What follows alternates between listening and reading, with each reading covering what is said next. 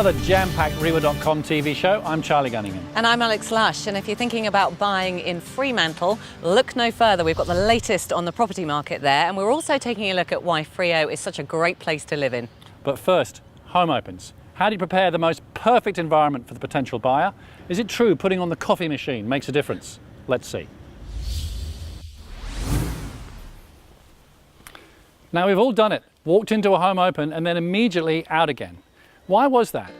Was there a slightly musky smell inside? Was there dirty washing on the floor? Or was it all a bit dim and dingy? There's got to be a right way and a wrong way to display your house at a home open. And to get down to the real nitty-gritty, I've come to this house in Netherlands to find out from a pro in the know. Brown Grove's been in the marketplace for 35 years, and the properties that stand out mostly are the ones that you walk in and you feel comfortable in yourself. So it's not a personalised home, it's a home that you can see yourself living in, and that's how you've got to present it to the clientele. Now, some like this are absolutely spectacular. This would be fairly easy to open, as you have done today. For an average home, can you give us 5 top tips to present the home well at home open? Yeah, we'd recommend to the average home buyer, or the vendor, to unclutter it, open it up. If it needs fresh carpets, put the carpets in, paint the walls if they need painting, but present it so that people walk through and they feel there's nothing to do. They feel totally at home when they walk in there, make it a little bit different than everything else that's on the market. Is there one home open in your experience that stands out from all the others? Yeah, for us, the biggest home open we've done is a development on the coast where we had 160 people through on the opening. Right. Champagne on entrance, jazz quartet in the foyer and finger food up at the display. But fantastic, and what a difference it makes when people come through and see that. Now, what about some of the things you shouldn't do? Well, maybe some things that have happened with your home opens, but you've seen elsewhere. They sort of do not do this. What's your advice there? The don'ts, if you like. The worst thing you could do in a home open is come in and it feels personalised, dark, dirty, cluttered, a place you don't want to be in. So people walk in, no matter who's trying to buy it, they just turn around and walk out. So you've got to present it so people feel comfortable walking straight into the house. Home opens began back in 1978. Owners had had enough of having to prepare their houses for lots of individual viewings, so the agents began to introduce open houses for several hours at a time as an alternative. Charlie, home opens absolutely work. It's about getting people in a space. They can have other people there that are saying or underpinning what they think. And if you're just looking at photos, then it doesn't justify the space that you're in. Can they swing someone's opinion? Oh, yep, because most people when they're buying, they need someone else to be underpinning their decision, like I said before. So they need to have someone that wants it like they want it, and they get that feeling at a home open because there might be someone else in that property that's going, gee, I really like this, and that makes them make a decision. So if the house is empty, do you actually recommend hiring strategic furniture? Not on every property, but on certain properties it certainly helps. Some properties it helps being empty because you get a spatial feel. But most properties you'd need something in there so people get a feeling of what that home is like. Are home opens here to stay? They are here to stay. You need to be, like I said before, you need to be in the space. You need to feel the space, and photos and internet doesn't justify being in a house. We thought we'd ask you for your experiences of home opens. These are some of the tweets we received. I'll never forget the home open I did on Huntress Road in Innaloo at the wrong time of the day. Couldn't hear myself over the cars. Remember little things like clearing stacks of mail, magnets off the fridge, dusty blinds, and sparkling bathrooms and kitchens. I'd say cleanliness and no clutter are of the absolute utmost importance. You need an informed agent who can give you the info you require, not just a template-generated brochure with pretty pics.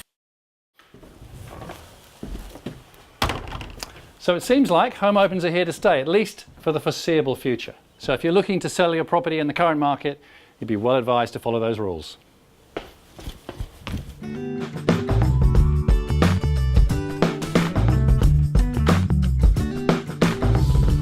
We've come to good old Freo this month, a melting pot of history, cuisine, culture and people. It's a city with its own unique vibe, and if you're familiar with the place, you'll know that vibe is almost tangible as soon as you get here. 19 kilometres southwest of Perth, Fremantle was established in 1829 as a port for the Swan River colony and was the major city in Western Australia for much of its early history. It was named after Captain Charles Howe Fremantle, an English naval officer who first established a camp here and declared it part of the British Empire. When the first convicts arrived from Britain in 1850 to support the colony's population, they built Fremantle Prison, which continued to be used until 1991.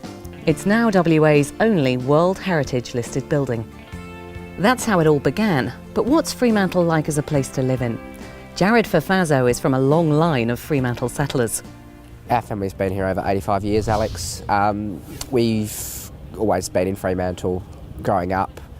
As kids, coming in for ice creams or just going in for a coffee after school with the parents, or as we got older on our own. The sense of community in Fremantle, it's just awesome. Everyone backs everyone else up. What sort of facilities have you been enjoying over the years? Oh, just the cafe strip, the movies, coming into the markets. There's so much in the markets to look at and just to purchase as well. The Fremantle markets as well, over in Market Street, the store holders are awesome. Would you encourage somebody to live here? I would always say live in Fremantle. Fremantle, it's so close to everything. You're right on the water. It's so close to so many different jobs that you can perform in Fremantle. A fantastic council. They're always supporting everyone and giving everyone a sense of community. What would you say to those sceptics who call Fremantle Freakmantle? It's an old community, but it's so full and so vibrant. There's so much you can learn in Fremantle. I mean, there's the museums, the water markets. There's so much to look at and so much to learn. It's such an awesome place to be. So if you're thinking of buying in Fremantle, then what's on offer? Well, if colonial-style houses are up your street, then Freo will knock your socks off. There's road upon road of beautiful character houses.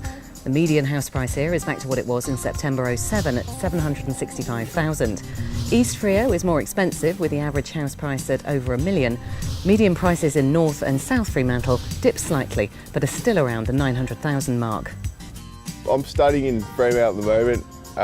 It's a pretty good place, like cafes and stuff are really nice. The pub's pretty good. Yeah, it's relaxed, it's a good place to be. I've been studying in Fremantle for about 3 years, and I like the water, being close to the water.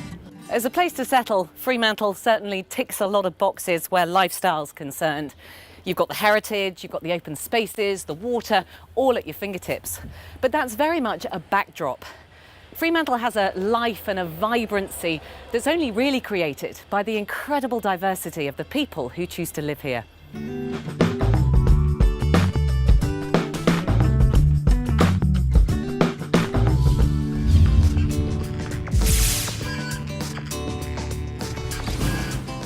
Mainly because I think that the bulk of people coming to Fremantle are looking for a different lifestyle. They don't want to be suburban. Fremantle's, whilst there are suburbs, it's not considered suburban, and it's got a great village feel, and you can find that when you go from area to area within Fremantle. You're moving from village to village, community to community. And it's quite an interesting thing to see. What we're seeing is a lot of people who've raised their families in the suburbs who are now looking to shift for lifestyle reasons, and they want to be close to the action that Fremantle offers, the cafes, the river, the ocean, those kind of things. But we're also seeing first home buyers who are moving in, accepting smaller houses to be in amongst the community and to take the benefits that the lifestyle here offers. Normally the market's around about the same. You know, if the market's tough in the city, it's usually tough down here. But the area is totally unique, whereas it's divided into a few different areas like North Fremantle, East Fremantle and Greater Fremantle.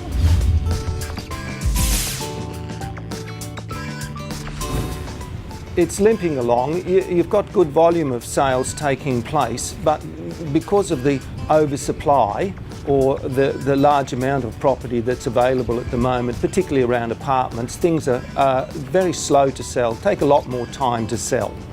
Where you've got realistic vendors, you get great results, and we're still seeing fantastic results around Fremantle. But what you also have is a diversity within Fremantle. North Fremantle and the Fremantle markets have had a much smaller growth rate over the last year, whereas in East Fremantle the markets stayed really buoyant, and a lot of demand pent up for East Fremantle. I think it's great, actually. I think that what we're finding now is that the vendors are being realistic with their prices, and properties are being listed at the right price, and therefore they're selling, and so we're not having a problem at all.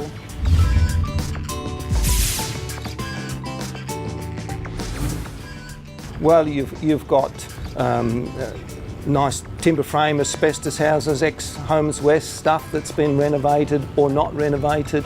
You've got weatherboards, you've got 1920s stuff, you've got earlier stuff, later stuff, stonework, a huge mix of style and a huge mix of period, and I think that's what makes Fremantle interesting and unique. Definitely. Where we've got good pricing, we're seeing great results and quickly.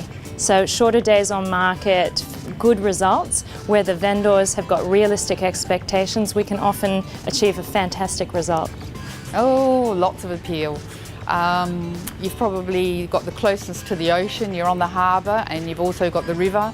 You're just surrounded by water and a cosmopolitan atmosphere. That's it for now, but if you'd like to comment on anything to do with the programme, whether that's something that you've seen or ideas for future episodes, do head to REWA's Facebook page and leave a comment. Next time, we'll be analysing the latest quarterly property data and also looking at how technology changes the way in which people buy and sell these days. But for now, from rewa.com TV, bye-bye. Bye.